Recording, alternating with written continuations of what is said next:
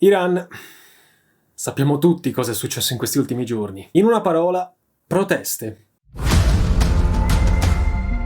The hands of the regime of the mullahs in Iran is stained with blood for the crimes against humanity that you are committing. We the peoples demand the unconditional and immediate stop of all the violence against the women and men in Iran. Until Iran is free, our fury will be bigger than the oppressors. Jian, Azadi, women, life, freedom.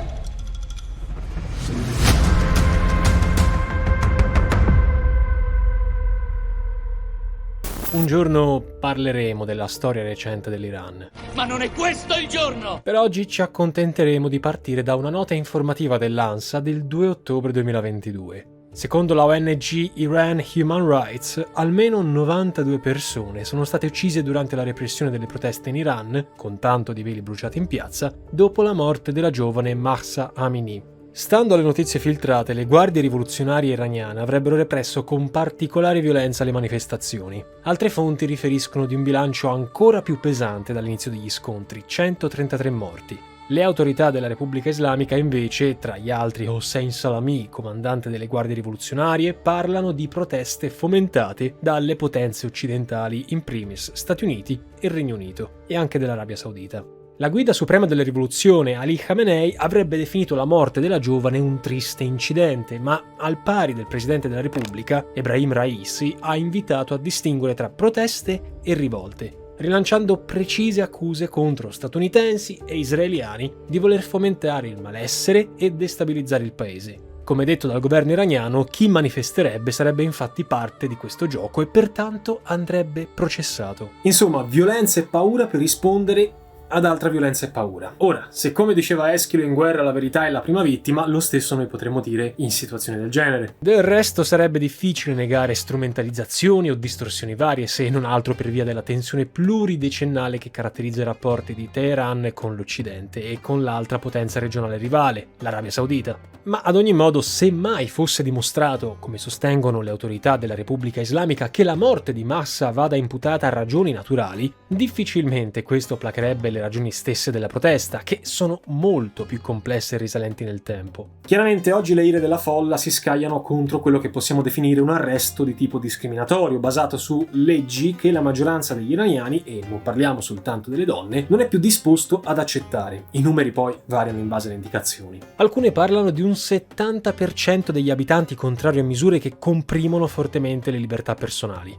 E non parliamo soltanto del velo, quello è un tema che cambia con i tempi. Se oggi infatti nell'Iran degli ayatollah chi subisce discriminazioni sono le donne che non vogliono indossarlo, prima del 1979, nell'occidentalissimo governo degli Shah, vigeva l'esatto opposto, con la discriminazione che colpiva le donne che, per motivi personali e religiosi, il velo volevano indossarlo. Teniamo inoltre presente che le contestazioni non nascono oggi dal nulla. Negli anni passati diverse proteste di piazza hanno riguardato gli aumenti dei prezzi, le limitazioni dei sussidi, la corruzione del regime, fattori di crisi acutizzati dall'isolamento internazionale e dalle sanzioni imposte da Donald Trump nel 2018. Ne abbiamo parlato nel podcast dedicato al nucleare iraniano, Quindi possiamo capire che l'arresto e la successiva morte di Mahsa, intenzionale o meno che sia stata, atto in ogni caso inaccettabile e discriminatorio da condannare senza alcuna riserva, vada calato in una realtà già di suo molto tesa. Partiamo da una rapida cronaca dei fatti riportata da vari media. Lo scorso 16 settembre Mahsa Amini, giovane iraniana di 22 anni di origine curda, è morta dopo essere stata arrestata nella capitale dalla polizia morale, i cosiddetti Basì, autodefinitisi il partito di Dio. L'accusa era di non indossare correttamente il velo islamico, obbligatorio per tutte le donne a partire dai 9 anni. Il padre della ragazza, un certo Amjad, avrebbe chiesto chiarimenti alle autorità senza esito alcuno, e il fatto di non aver potuto vedere il corpo della figlia ha contribuito indubbiamente ad alimentare i sospetti di maltrattamenti. Nonostante le rassicurazioni delle massime autorità, ancora oggi non è stata fatta piena luce sulla morte della giovane nel momento in cui stiamo parlando. Per la cronaca, la famiglia della ragazza si è ufficialmente discostata dalle proteste in corso.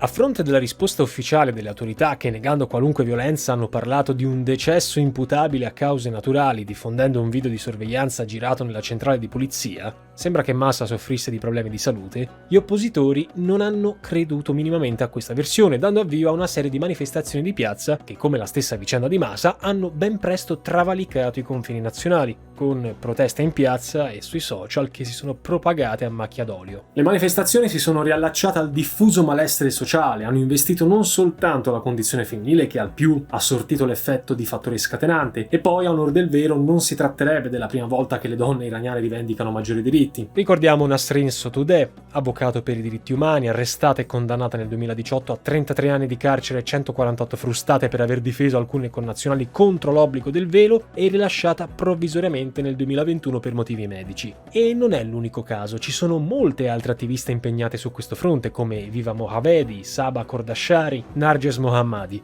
Mashi Alinejad, giornalista iraniana che vive in esilio negli Stati Uniti da oltre 10 anni, si è schierata subito con le proteste, pubblicando numerosi post sui propri social, che vantano chiaramente milioni di seguaci. E poi, tra i vari arresti seguiti alle proteste, non possiamo non citare il caso di Alessia Piperlo, travel blogger romana accusata dal regime di aver supportato le manifestazioni. A questo punto verrebbe quasi spontaneo da chiedersi quale sia la realtà della condizione giuridica e sociale della donna iraniana. Il velo islamico, abolito come obbligatorio negli anni 30, non venne immediatamente imposto. L'avvento della rivoluzione introdusse una sorta di obbligo di cortesia, mentre quello generalizzato fu sancito soltanto nel 1983. Per noi italiani resta famoso l'episodio occorso durante l'intervista del 1979 di Oriana Fallaci all'Ayatollah Khomeini, dove la donna, costretta a indossarlo, pare se lo togliesse provocatoriamente davanti al religioso, mettendo fine al loro incontro. È anche vero che la Fallaci era nota per avere questo atteggiamento provocatorio.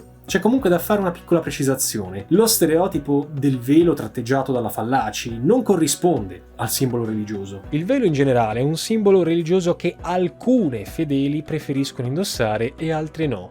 E poi l'interpretazione fondamentalista datagli dagli imam iraniani e il conseguente obbligo di indossarlo, che lo rende simbolo di subordinazione, del quale sono relegate ad esempio le donne iraniane. Ma come simbolo il velo ha fatto da spartiacque tra l'arrivo al potere degli Ayatollah nel 79 con la rivoluzione, ne parleremo in futuro, e la conseguente rimozione dello Shah Reza Pahlavi e l'interruzione del processo di occidentalizzazione. Il cambiamento nella vita sociale della donna lo si può testimoniare con alcuni esempi banali. In Iran la donna può far parte del Parlamento e del governo, ma non può diventare Presidente della Repubblica. Sempre in Iran le donne non possono viaggiare all'estero senza il permesso del coniuge, e per sposarsi serve il permesso della famiglia. La moglie è subordinata anche in senso patrimoniale al marito, anche se comunque entrambi possono divorziare e la custodia dei figli nel caso viene assegnata alla madre. Ancora oggi pene molto severe sono previste per i delitti d'onore e per l'adulterio, per il quale può essere comminata la morte per lapidazione. Nel 2019 Amnesty International parlava di gravi discriminazioni, contestando tra le altre la mancanza di una legge contro la violenza sulle donne,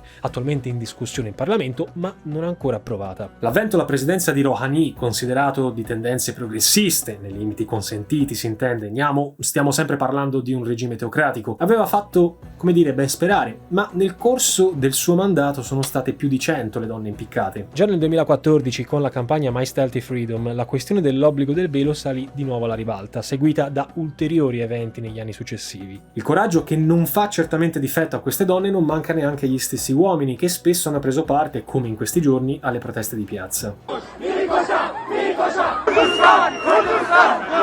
E in questo articolo dell'Indipendente ho trovato dei rimandi a video molto interessanti dove si mostravano scene di guerriglia per strada. E come avrete visto da alcuni titoli che abbiamo passato in rassegna poco fa, se oggi vi parliamo di questo giornale online non è un caso, perché oltre a esserci stato molto utile per trovare notizie fresche su questo tema caro ai diritti sociali, l'Indipendente oggi è anche il partner che ha collaborato alla creazione di questo video. L'Indipendente è un quotidiano che, ve lo dico in tutta sincerità, seguivo e leggevo con grande interesse ancora prima che ci contattasse per una collaborazione, perché la strada solcata dalla sua redazione va contro la comune tendenza e merita un attimino di attenzione. La ricetta dell'Indipendente è molto semplice: niente dipendenze da partiti o sponsor, questo per garantire un'informazione libera, è il più imparziale possibile, aggiornata sui temi più caldi del momento. Sull'Indipendente infatti non troverete pubblicità di alcun tipo e se andate a controllare la lista dei beneficiari dei contributi pubblici diretti stanziati dal governo, ecco che non troverete il suo nome visto che non percepisce per sua scelta finanziamenti pubblici. L'unica fonte di sostegno deriva dagli abbonamenti dei lettori. Uno allora potrebbe pensare chissà che titoloni e che bufale si divertono a scrivere per attirare l'attenzione dei lettori. Beh, fatevi pure un giretto sul sito, non troverete alcunché di titoli fuorvianti. Per le fake news inoltre viene riservata un'attenzione molto particolare e in caso di errori gli articoli vengono subito rettificati a differenza di molti altri grandi quotidiani. Se come nel mio caso quindi anche voi volete abbonarvi o meglio sostenere l'Indipendente, posso ricordarvi alcuni dei servizi che riceverete. The Selection, una rapida e comoda rassegna mattutina con aggiornamenti via email, l'accesso esclusivo all'area forum dove segnalare notizie, commentare e interagire con la redazione e gli altri abbonati, e il Monthly Report, un PDF digitale anche cartaceo a cadenza mensile con inchieste speciali dalle quali traggo personalmente degli spunti sempre molto interessanti, delle riflessioni che talvolta utilizzo per portare nuovi temi sul canale, tipo quello del nuovo ordine mondiale pubblicato qualche settimana fa. E tra l'altro l'Indipendente è una redazione che ha a cuore la tematica ambientale. Il suo sito è a emissioni zero, collabora con Rete Clima e oltre al fatto che riserva ampio spazio a notizie a tema ecologico, la redazione aderisce alla campagna Stripe Climate e devolve parte dei pagamenti ricevuti a progetti di rimozione del carbonio. E indubbiamente questo è un quotidiano con grandissime potenzialità di crescita. In descrizione trovate il link per accedere all'offerta di abbonamenti in sconto del 30% che la redazione ha riservato per la nostra community. Ma adesso, tornando al discorso Iran, un fattore che inciderà sempre di più nel paese è quello anagrafico. Circa la metà degli iraniani ha meno di 35 anni, l'età media sarebbe di 27 e il 70% di loro vive in centri urbani, assai meno tradizionalisti rispetto a quelli rurali. Per significare il valore e lo sprezzo del pericolo, ricordiamoci semplicemente che sfidare le imposizioni delle autorità sull'hijab può costare molto caro. La pena prevista è il carcere e o un massimo di 74 frustate. Ne volevate 75? Sia mai! Sono troppe, non siamo mica bestie. Ecco, basterebbero questi pochi cenni per comprendere agevolmente come la condizione delle iraniane sia caratterizzata da una forte arretratezza, distante anni luce da quella delle donne occidentali. Eppure, per quanto possa sembrare assurdo e inconcepibile il solo pensarlo, esistono situazioni persino peggiori. In una classifica della Thomson Reuters Foundation del 2018, elaborata secondo parametri come livello delle violenze, pratiche e tradizioni discriminatorie, scenari di guerra, tassi di femminicidio, vengono disegnati scenari assai preoccupanti riguardo la condizione femminile nel mondo. Ai primi 10 posti figurano paesi come India, Afghanistan, Siria, Somalia e Arabia Saudita. Gli Stati Uniti sono al 10° posto su 193 stati. L'Unione Indiana, considerata la più grande democrazia del mondo in termini territoriali, vanta però una serie di tristi primati che le guadagnano un primo posto assai poco lusinghiero. Traffici umani e violenze sessuali, matrimoni forzati, lavori forzati, riduzione in schiavitù, pratiche diffuse di mutilazione sessuale, crimini ai danni delle cittadine, tutto questo ogni ora fa del gigante asiatico il posto forse peggiore al mondo per le sue abitanti. Non va certo meglio per le statunitensi. Per numero di violenze e molestie sessuali, gli Stati Uniti sono terzi. Certo, qualche timido segnale di apertura sembrerebbe provenire dall'Arabia Saudita. Eppure, nonostante la storica concessione della patente alle donne nel 2017, le discriminazioni contro le saudite sono ancora ben radicate, dalla condizione giuridica e sociale a quella economica. È vero che sotto la guida del principe ereditario Mohammed bin Salman è stato fatto qualche passo in avanti, per esempio sul versante dei diritti familiari, di studio, di mobilità, ma permane per l'universo femminile una condizione di parità lontanissima dagli standard occidentali, che va dalla tutela legale del guardiano, rigorosamente di sesso maschile, alla ritrosia ad abbandonare in pubblico la baia, cioè la veste tradizionale che ricopre la donna dalla testa ai piedi. E poi non bisogna mai dimenticare che le riforme calate dall'alto non necessariamente si traducono in un'altrettanto rapida evoluzione dei costumi. Sull'Afghanistan, col ritorno al potere dei talibani nel 2021, si dovrebbe parlare di un ritorno al passato e non certo in senso buono. Nonostante le promesse di una maggiore apertura rispetto al precedente governo, gli studenti islamici ultraconservatori hanno riportato indietro di almeno 20 anni la condizione giuridica e sociale della donna. Dal mondo mondo della politica alle professioni, passando per famiglia e prassi quotidiane. Ci piacerebbe molto parlarvi della condizione femminile in ogni singolo paese o area del mondo, ma sarebbe a dir poco impossibile e soprattutto farlo per bene in così poco tempo. Basterà quindi citare un rapporto dell'ONU del 2021 che rappresenta un autentico museo degli orrori. Circa il 75% delle donne del pianeta vivono in una condizione peggiore rispetto a quella degli uomini. Si contano a centinaia di milioni le vittime di mutilazioni femminili, matrimoni forzati, violenze, aborti clandestini. Hello? Siamo nel 2022, mondo? Ci senti? Papi, ci sei? Ce la fai?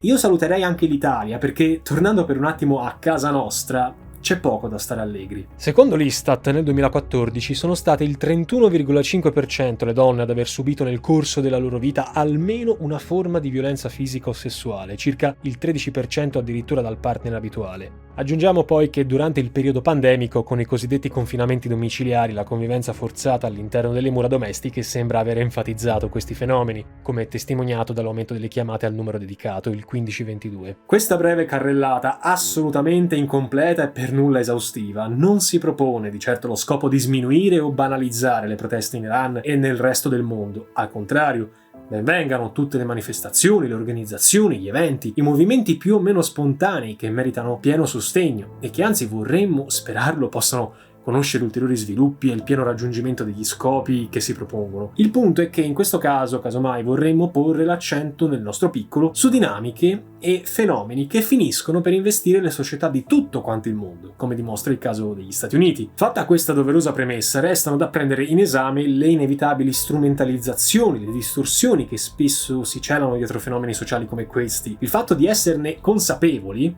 di ragionarci sopra, questo sarebbe il nostro auspicio, non deve servire a sminuire l'importanza di certe battaglie, come quelle sulla tutela della condizione femminile, bensì servirebbero a evitare che le stesse possano essere utilizzate per altri scopi, impedendo, quindi, in ultima analisi, di aggredire le vere cause di certi fenomeni, di per sé stessi vergognosi e inaccettabili. Con questo spirito occorre riconoscere che nei fatti iraniani di questi giorni e anche degli anni precedenti si innestano numerosi fattori di crisi, politici, economici, sociali, etnici. Prendiamo spunto da questi ultimi, e non certo a caso, visto che la povera Mahsa era curda, un'etnia a cui appartengono in Iran almeno circa 8 milioni di persone, concentrate per lo più nel nord del paese. Inoltre, come molti dei suoi, era sunnita, membro quindi 2 volte, se così possiamo dire, di una delle tante minoranze presenti nell'unico stato a maggioranza sciita della regione. Se a livello ufficiale la Repubblica Islamica proclama la fratellanza e l'unità del popolo iraniano nelle sue diverse componenti,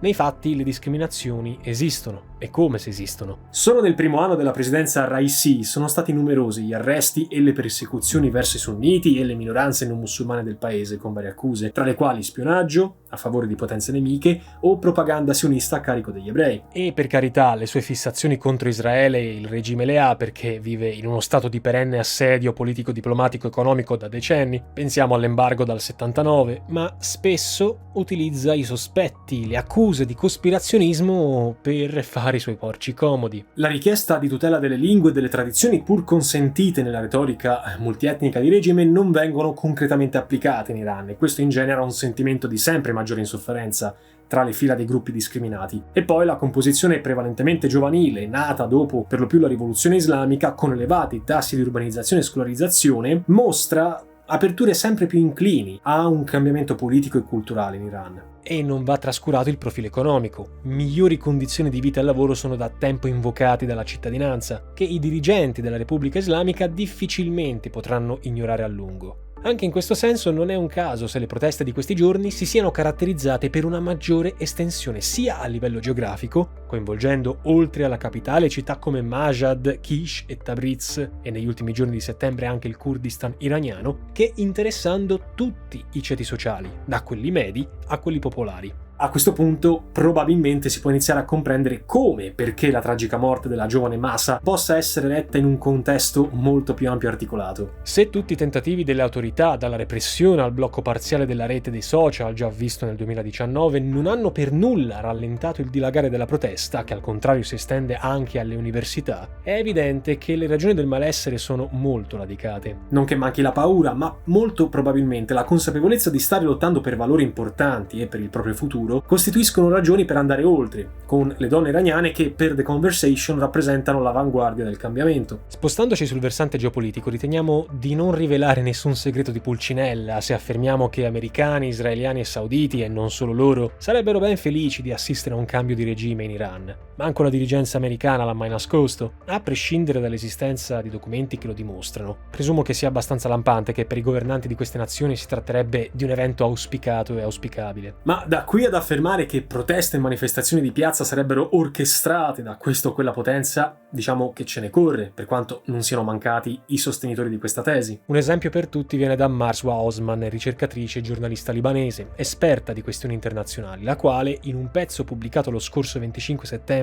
da presstv.ir, rilanciava la tesi, fatta propria dalle autorità di Teheran poi, dell'esistenza di un tentativo di manipolazione americano della tragica morte di Mahsa per promuovere un cambio di governo, tentativo sostenuto a gran voce anche dai media occidentali. Il fatto sarebbe dimostrato, sempre secondo la ricostruzione della Osman, dai numerosi atti di teppismo messi in atto dai manifestanti e dal fatto che molti di loro, come riferisce l'IRNA, cioè l'agenzia di stampa ufficiale dell'Iran, fossero in possesso di armi ed esplosivi. E la domanda a questo punto naturale sarebbe: forniti da chi? Chiaramente, con tutte le riserve che si potrebbero avanzare sull'autenticità di questa fonte, resta innegabile che, come scriveva lo scorso 19 settembre un'altra giornalista di origine iraniana ma naturalizzata americana, Tara Kangarlu, la morte della giovane curda abbia rappresentato un pretesto, la classica goccia che fa traboccare il vaso, per l'esplosione di un diffuso malessere.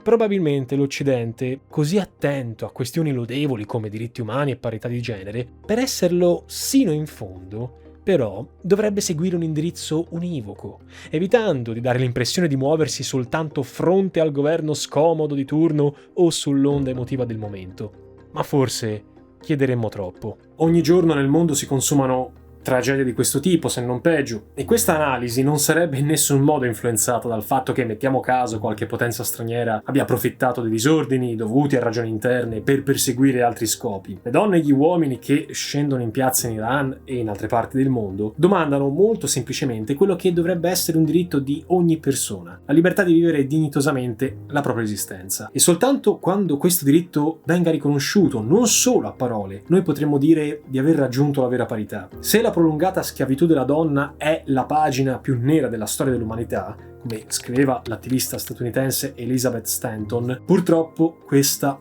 non è l'unica. Un ringraziamento particolare devo farlo ai miei collaboratori, Paolo, Alessandra e Alberto, per il lavoro e la passione messa nel realizzare questo video. E un grazie chiaramente va ai miei mecenati che contribuiscono alla crescita di questo canale. Vi ricordo infine l'offerta per l'indipendente, la trovate in descrizione. Per Aspera ad Astra.